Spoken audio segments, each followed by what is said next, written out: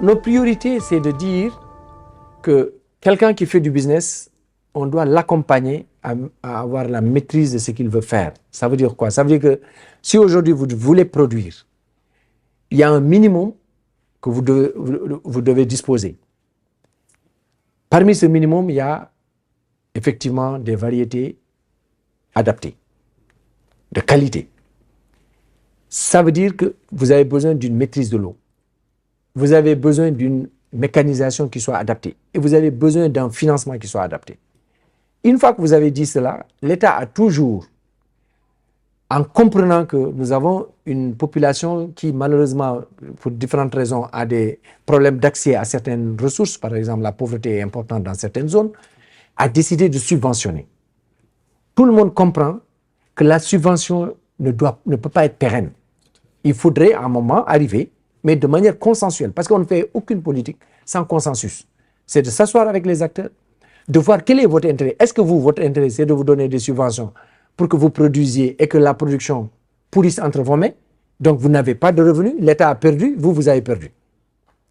Est-ce qu'on ne doit pas réfléchir sur des mécanismes qui vous permettent de produire ce dont le marché a besoin, d'avoir très peu de pertes post-récolte? Donc tout l'argent qui est investi va être rentabilisé.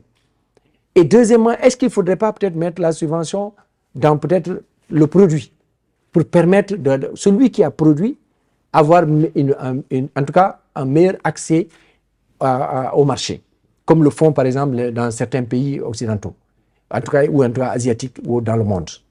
Aujourd'hui, on se rend compte qu'on doit faire plus et mieux parce que les préoccupations sont devenues beaucoup plus pressantes. Et tout cela, les communautés savent à peu près quelles sont les techniques qu'ils ont réussi à adopter qui leur permettent de faire face à des situations aléatoires, à des situations très changeantes et qui leur permettent de s'adapter à leur milieu. Nous devons trouver des mécanismes et des réponses locales parce que les problèmes sont malheureusement au niveau local et il faut que les réponses soient au niveau local. Et après maintenant seulement qu'on peut envisager au niveau national pour les intégrer dans des politiques publiques qui prennent en compte ces préoccupations. Une idée sur le budget?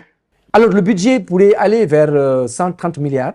C'est ce que c'est le budget, en tout cas, que l'effort encore que l'État a consenti. Et je pense que ça, c'est énorme. On est parti de 60 milliards. Et aujourd'hui, on est à 130 milliards. Mais je pense que tout celui qui réfléchit, il doit être dans une optique de dire qu'est-ce qu'on peut faire pour qu'on ne tende pas la main. Qu'est-ce qu'on peut faire pour qu'on soit autonome? Parce que c'est ça qui est durable. Si vous devez attendre chaque fois que l'État vous donne, ça veut dire que, bien sûr, dans tous les pays du monde, on subventionne. Mais il faut qu'on voit qu'est-ce qu'on subventionne pour que là où on met la subvention, ça soit rentabilisé et que ça soit vraiment apporte une valeur ajoutée réelle par rapport à notre production, par rapport à notre consommation.